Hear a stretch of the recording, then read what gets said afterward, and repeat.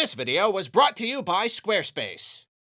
I'd be like, woof. You thought we forgot, didn't you? But no. No! We may be a little bit late, but we would never forget one of the most fun videos we regularly make. This is where I try to predict what Nintendo is gonna get up to in the coming year. We ended up doing a very scaled back video over on Topic Arlo for 2025, seeing as it was the end of the Switch generation and I'd already predicted Switch 2 stuff endlessly. But the full thing is finally back, and since the Switch 2 released last June, this will be its first full calendar year, so this is a particularly exciting time to start imagining all the stuff we might see. That said, we are doing things a little differently this time. Instead of going month by month and hitting every possible point and detailing the contents of every Nintendo Direct, we're gonna keep things a little looser. I've organized these predictions into different categories, and we'll be kind of jumping around, being a little more vague about some stuff. I tend to get really lost in the weeds sometimes. I think I'm just having too much fun, and that slows production down a good amount, so we're going for a better balance here to keep production itself more breezy and enjoyable. And as always, I'll remind you that I try not to just predict things that I want. I already did a whole wishlist video for that. Here, I try to get into Nintendo's head and imagine what I think they might do, and that always includes taking some wild swings. That way, I'm almost guaranteed to get everything wrong, but it's also a lot more fun.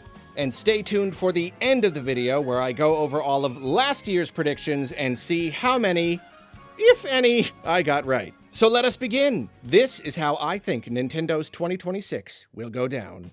Let's start by talking about two 2026 games that were announced in 2025. Splatoon Raiders will be fully revealed in a February Direct, and here the name Raiders has a double meaning. The player explores many different islands, some pre-made and some randomly generated, or at least remixed. You spend a day raiding each one. When the sun is up, you explore, and you're on an island, so of course, you gotta hunt for treasure. That's like the whole thing. You try to get as much treasure as possible, but you also collect resources, there are enemies to fight, old shipwrecks and dilapidated buildings and whatnot that offer platforming challenges, but your time is limited, and when the sun goes down, you get raided. It's a lot like Salmon Run. You pile up all the treasure you collected and you lock it up in a big cage, and swarms of enemies come out of the ocean to try to get it. But there's a lot more enemy variety here, you know, that's kind of the whole game. Lots of bosses, and even like CPUs with inking and swimming abilities, like Inklings and Octolings. You don't have to do it alone though. Before the raid, you've got a little time to use all the materials you gathered to build defenses. Guns of all different kinds, shields, blockades, you can upgrade this robot thing, you can temporarily beef up your own abilities, and of course, the better you do, the more treasure you leave with in the morning. And there's always like a big dramatic exit where you and the big box of treasure get airlifted off the island. So that's the basic loop. It's a little survival, a little crafty, a little tower defense, even a little roguelite with the,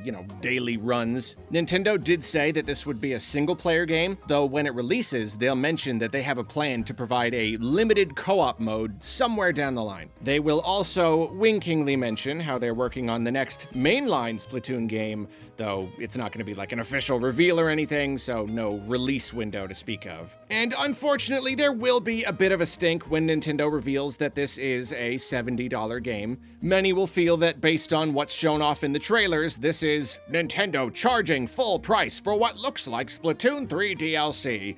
Whether or not that'll be a fair assessment, the crystal ball has not revealed to me as of yet, but it will be an annoying blemish on what is otherwise a really great game. I hope my idea is true, because that really does sound fun. Then, of course, 2026 will see the release of Fire Emblem Fortune's Weave. Unfortunately, we got a little bit more controversy here. The game will introduce one or more very new mechanics. I'm not enough of a Fire Emblem guy to come up with any good ideas. Co-op? Taco truck minigame? I don't know. But these additions will be so different that they'll kind of split the fans. The game will review pretty well, but the sales will struggle compared to Three Houses, and even Engage, casting much doubt on the future of the series. Everyone will wonder, why is the game not selling? Is it the new mechanics? Is it the overall style? Is it something else? Or just the Switch 2's small install base? And we'll just have to hope that the game has legs and wait and see what happens. 2026 will be a year of many important anniversaries. In fact, the February Direct will highlight a whole bunch of them. It'll have its own, dedicated section based on anniversaries. Yoshiaki Koizumi will come on and he'll talk about his experiences with all these systems and game series, mentioning how quickly time passes. The N64 will turn 30, the GBA and GameCube will turn 25, and the 3DS turning 15 will get a special mention, leading to the reveal of... Yep, the Kirby Planet Robobot remaster was real. They just held on to it for a while. You know how Nintendo does that sometimes. This will be for the original Switch, but they will also offer a performance patch for 4K 60 FPS on Switch 2. Pretty sweet. The game will have some new content, though unfortunately nothing as substantial as Return to Dreamland Deluxe. This will be a little more in line with Switch's other, more disappointing remasters. It's not all bad news though, it's still gonna be great, mainly because they'll include a lot of quality of life features long requested by fans. And it'll look decent enough for a 3DS game. Then Koizumi will come back on and mention how the Wii is turning 20, and I, vividly remembering making a 10-year anniversary video, will crumble into dust. Hold on, I'm having a little existential crisis here. They'll do a fun little retrospective talking about launch games, which will then rebuild me from my dust pile through the revitalizing power of nostalgia. And at the end of the retrospective, they'll land on Elebits, which was apparently called LEDs in other regions. Weird. If you haven't heard of it, it was a really cute little game where you used pointer controls to look for these little creatures in a house. Well, guess what? Switch 2 is getting a new one. Completely ignoring the DS and mobile releases, this is simply called Elebits 2.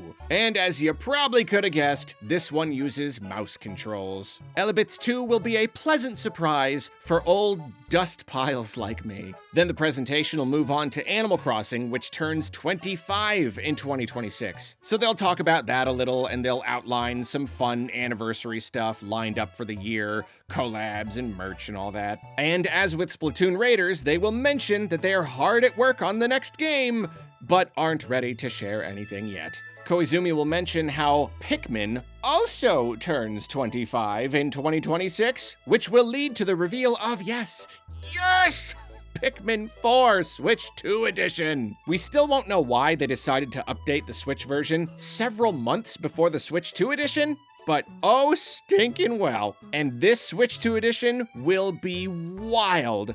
I know I said this is predictions, not a wish list, but let me indulge just for this one. Okay, so it introduces a new mode that's pretty much just FromSoft multiplayer, though it only works in caves. Here, players can request help from other players who can then join and they can play online co-op together. If you're asking for help, you can select between just one boss, a sub-level, or even a whole cave. This does limit players to only 50 Pikmin each, 30 if the requesting player is on the hardest difficulty. And in fact, exclusive to this version, players can even bump up the difficulty of individual caves even further, which will naturally lead to a lot more requests. This can restrict item usage, increase enemies, introduce more hazards, have an even lower Pikmin cap, lots of stuff. And the reason for all this? The game's got a new kind of currency which can be used to buy all sorts of cosmetics for your captain, for Ochi, you can get even more decor Pikmin. There's even a new section of your base that acts like a little clubhouse, which you can decorate with statues and posters and stuff.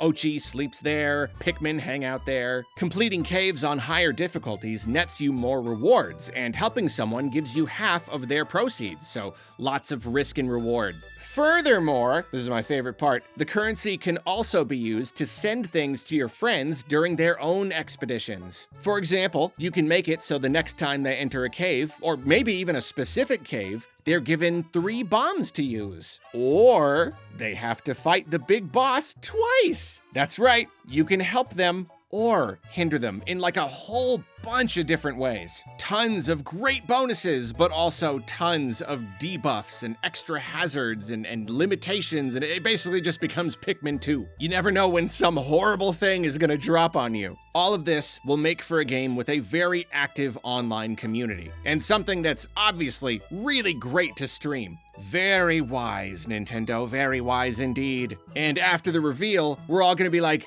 and you're working on the next game, right? And they're just like, not gonna say anything, just Crickets.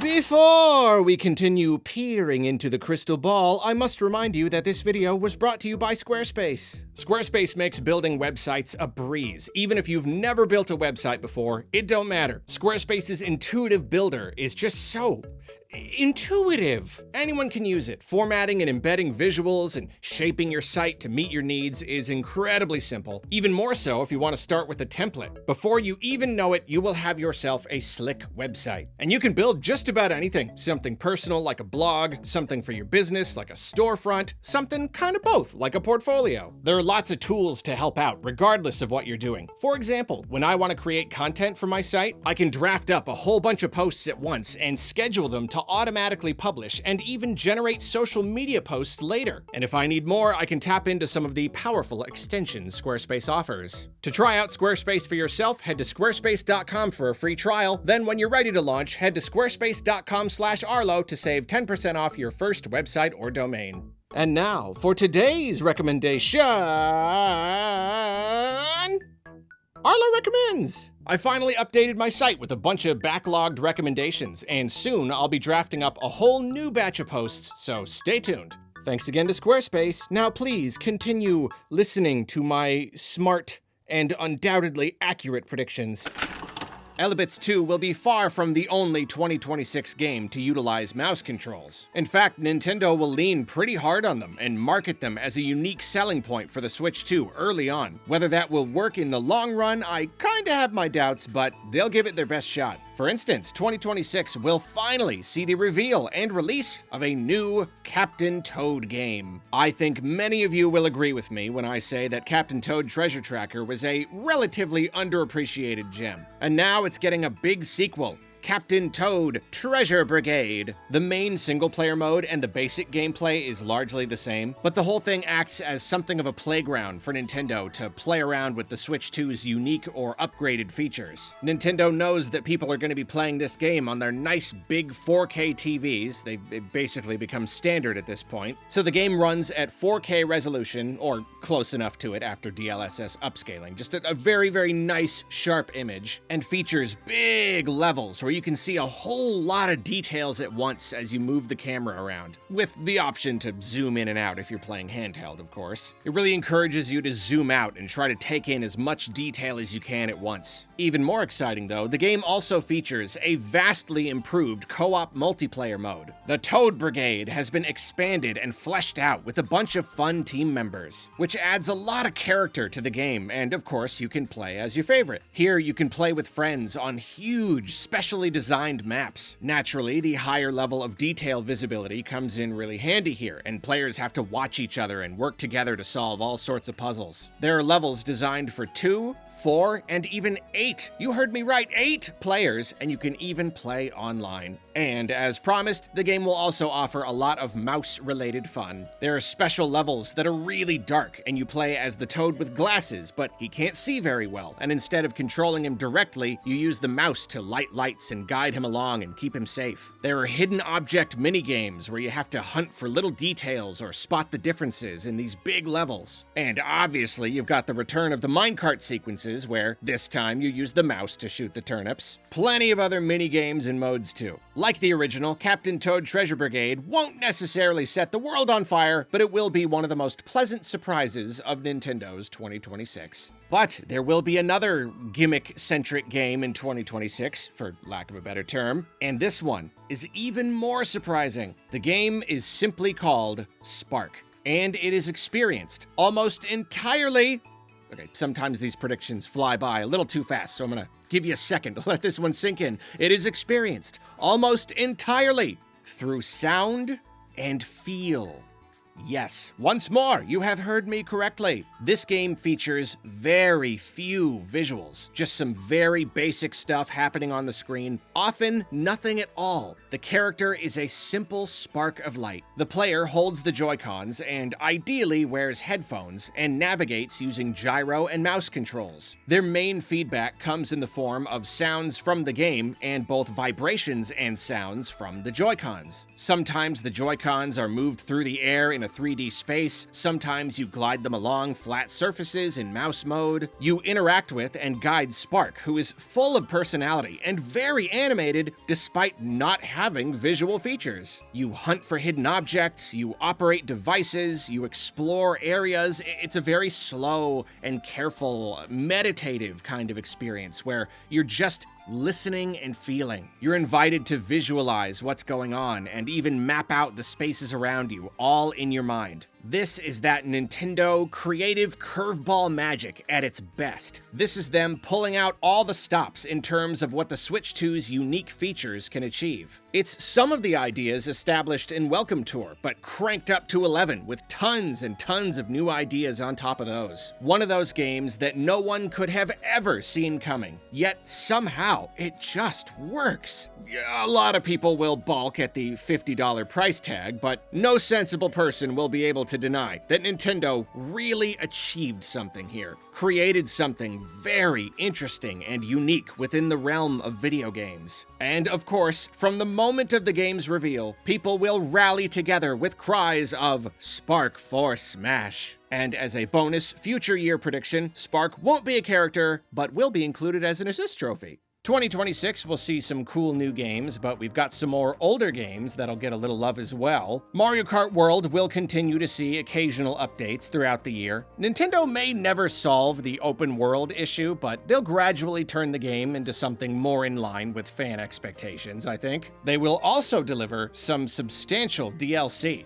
This is an idea that's been thrown around a lot because it's a little obvious, but man, it just makes too much sense. How do you add new tracks to a game where it's all contained within like one continent? Little islands! Nintendo is going to start populating the ocean surrounding the continent with islands containing a collection of new tracks each, along with some good old connective tissue, of course. Each one will have something of a theme, with 4 original courses and 4 classic courses that either match the theme or are similar enough to fit well alongside it. Going along with the game's overall theme of travel, these islands will each be like vacation spots, which is exactly how all the marketing will present them. Even the long bridges leading to each island will be like fun little transitional courses with some visual Easter eggs. Okay, the bad news is that the Mario Kart World Island Tour Pass will be $40. Yeah, $40 on top of an already $80 game. However, 2 pieces of good news. One, like the Mario Kart 8 Deluxe DLC, it will be completely free to NSO expansion pack members. Kind of a surprise, but a pleasant one. And 2, that price will cover every single course added over a 2-year period. 2026 will see the release of an island based on DK Bonanza and its many delicious layers. Think minecart rails and tracks that dive down through earth and rock. And as for the second 2026 DLC release, and here's where the prediction admittedly verges into pie-in-the-sky territory, an island that's basically a theme park for non-Mario properties. The Hyrule Castle and Animal Crossing and Splatoon tracks from Mario Kart 8 return, along with new tracks for Zelda and Splatoon and Xenoblade and Kirby, plus a lot of other fun IP references in between. We're not gonna get DLC characters outside of the Mario sphere, and in fact, this island will feature the standard NPCs dressed up as other characters, so it really will be like a little theme park. Then Nintendo will tease another 2 islands for 2027 as well, which will add up to 32 additional tracks, doubling the base game's number. Not bad. Then beyond the realm of Mario Kart, Nintendo will also give us that Super Mario Bros. Wonder Switch 2 edition. At the time of this recording, we still don't know what kind of content we can expect outside of the already announced multiplayer content. I'm starting to think it's not going to be anything substantial, but hey, let's go with the idea that it'll be a nice chunk of single-player stuff. Bowser Jr.'s Challenge will act as a kind of a soft Mario Galaxy movie tie-in, you know, Bowser Jr. The little scoundrel has hidden bizarro wonder flowers in a bunch of different levels. These create extra weird and extra challenging wonder effects, like playing upside down, or with a limited number of total jumps, or as other Mushroom Kingdom denizens, kind of like the Goomba levels. And when you beat each level, you unlock a badge for the effect, so you're kind of challenged to see how many of the other levels you can beat with each one. You know, if you want. I'll be honest, this Switch 2 edition will kind of disappoint. It'll be fine, but out of all the stuff Mario Wonder could have used, most people will agree that multiplayer content and weird challenge badges weren't exactly high on the list. But oh well. Here's a surprising update though. Retro Studios will update Metroid Prime 4 in 2026, and they'll actually address a lot of people's problems with it. They'll make the desert music player unlockable without the amiibo, they'll give players the option to turn off NPC reminder chatter, we'll have the ability to fast travel to miles for upgrades, and they'll even patch in a green crystal radar. Wow, this certainly won't fix the game's underlying design issues, but it will help, and it'll show that they want to do right by the fans. Moving right along, 2026 will see the release of the Super Mario Galaxy movie, and good news, reception will be good. Fans will pretty much unanimously agree that it's better than the first movie. Not like way better, still not like a great movie or anything, but you know, pretty good. More enjoyable overall. The only bummer is, with a big focus on the Galaxy games versus the more generic Mario theming of the first movie, it's not gonna resonate quite as well with general audiences. It'll pull in $600 million at the box office. Certainly not bad, still a really big moneymaker, but a pretty big drop from, you know, $1 billion. Fortunately, a teaser for the Zelda movie will play at the beginning, so that'll be cool. Still no Pixar-style animated short, though. What the heck, Nintendo? Like, what is this? This is a prime opportunity. Other 2026 happenings, Nintendo will continue to be pretty good about not announcing stuff way too early. They'll announce like a handful of titles for 2027, but the biggest one will be ... fade to black. Picture a cinematic teaser where the camera sweeps over grassy fields, shows off gorgeous, otherworldly vistas. Fans are already screaming. They know what it is. Weird rock formations and like dinosaurs and stuff. And the camera rises up and up and up over the mountains, revealing a massive world. They don't need the logo. It's unnecessary at this point, but we get it anyway. Xenoblade Chronicles 4. That is all we get.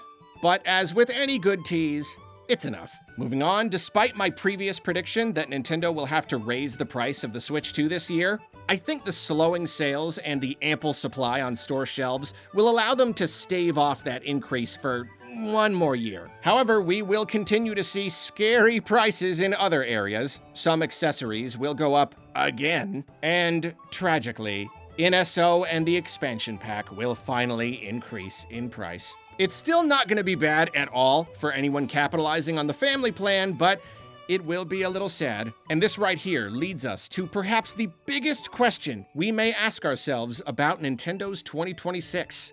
Will things get better? Will their reputation improve, or at least stop degrading as quickly? Will the entire conversation still be dominated by doom and or gloom? Well, as for the Nintendo discourse, I see things stabilizing at least a little as the tech industry begins to buckle under the weight of the AI bubble, as the economy continues to struggle, and as prices for everything continue to go up everywhere.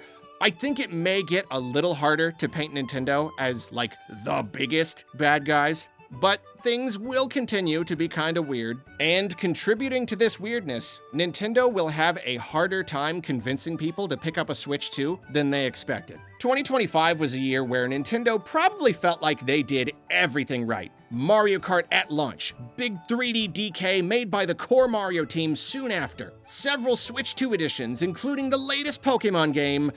Yet beyond that really excellent launch, people didn't really feel compelled to take the plunge. And unfortunately, this feeling that the Switch 2 just isn't quite worth it yet will be a hard one to shake through most of 2026. I've outlined some pretty cool games here, but where are the bombshells? The tentpole franchises? The timing of Tears of the Kingdom probably means that Zelda is a long way off. New Horizons Switch 2 edition probably means no new Animal Crossing for a while. Same with Splatoon Raiders. DK Bonanza might even mean we won't see a new 3D Mario anytime soon. And we have no idea what their plans are for Smash. Honestly, I predict some sluggish Switch 2 sales. Not disastrously terrible, but not great. With everyone forced to be so much more careful with their money, with the lack of must-have games, with the overall hype levels nowhere near the original Switches, I think it will be a period of waiting.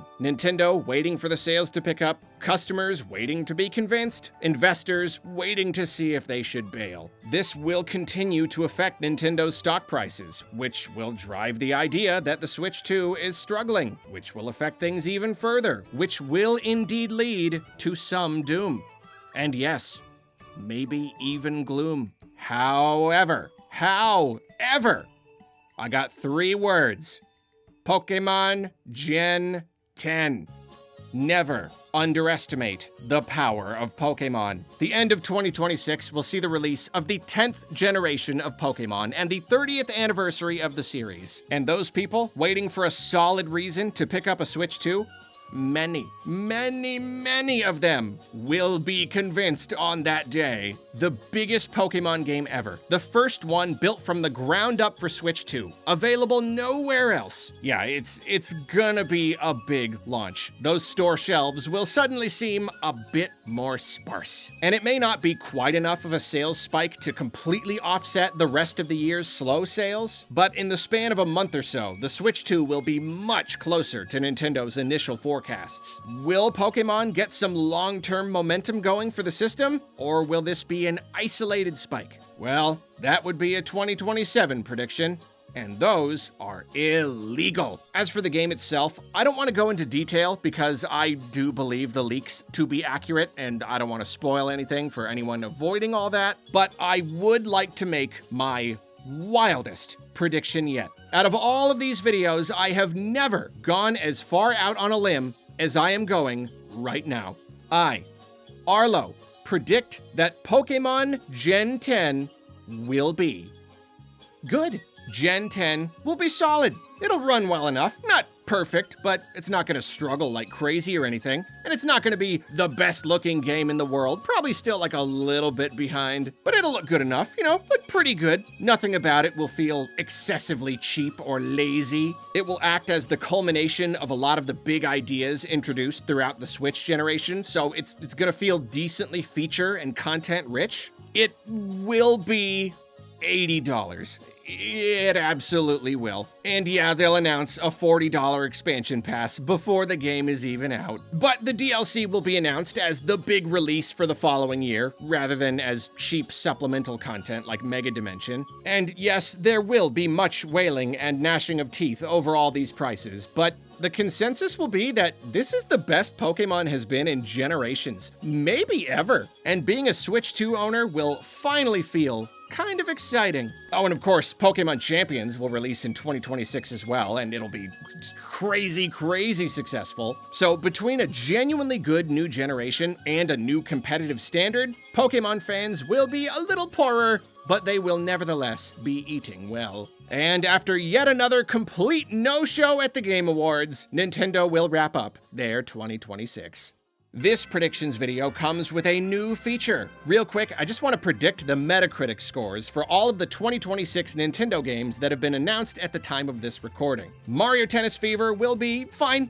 71, business as usual. Pokemon Pokopia will be a real solid success with 91. Rhythm Heaven Groove will be good, but lack content, so 72. Tomodachi Life Living the Dream will be solid and please old fans and new players alike, 83. Yoshi and the Mysterious Book will please fans well enough, but not win over all critics, 75. Fire Emblem Fortune's Weave will do okay with critics, 84. Duskbloods will review pretty well, 86. And Splatoon Raiders will also be a solid critical win, another 84. And finally, let's go over my predictions for 2025 and see how it did. Remember that last year's was a very scaled back production without a ton of wacky predictions, but predictions were indeed made. I predicted that the Switch 2 would be called the Switch 2. Nailed it. Yes. Oh, I'm so good at this. I was, however, wrong about the exact timing of the reveal. I was correct about the June release date. I was wrong about the $400 price. In retrospect, that was probably too optimistic.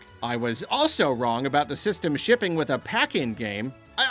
There was a pack-in game, but they forgot to pack it in. Whoopsie. I predicted big things for that mysterious C button that did not materialize. I called it the Connect button and said it would be for connecting and streaming video to a dock, more seamlessly connecting with other systems. None of that happened. Just a chat button, turns out. I was right that Nintendo would play up the Switch 2 as a social system, but that was literally inevitable. I predicted that Animal Crossing would be the big launch title. That was incorrect. I was right that a graphically enhanced version of Tears of the Kingdom would be a launch title, and that Nintendo would lean on these kinds of pseudo-remasters. I pretty much nailed that, especially combined with the predictions from my big Switch 2 prediction video. I mean, I got the paid upgrade right and everything. But of course, I hadn't considered that they would throw Breath of the Wild in there too, or that some of these would get new content. I was wrong that Metroid Prime 4 would not be cross-gen, but correct that Pokemon Legends ZA would be. I predicted a Mario baseball game for Switch 2. That did not happen. We got tennis instead. Nintendogs also did not happen. No idea why. Really, where the heck is Nintendogs? Also, 3D Mario was not the holiday title. We actually didn't get any kind of exclusive holiday title. Also really not sure why. I kind of thought Nintendo had been planning this launch for like a long time.